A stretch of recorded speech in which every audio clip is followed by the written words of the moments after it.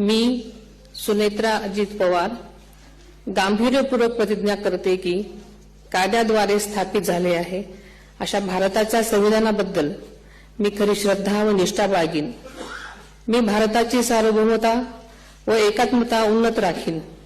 मी महाराष्ट्र राज्याची उपमुख्यमंत्री म्हणून माझी कामे निष्ठापूर्वक व ससद्विवेक बुद्धीने पार पाडेन आणि संविधान व कायदा यानुसार सर्व तऱ्हेच्या लोकांना मी गांभीर्यपणे व निपक्षपातीपणे तसेच कोणाच्याही विषयी ममत्वभाव किंवा आकस न बाळगता न्याय वागणूक देईन।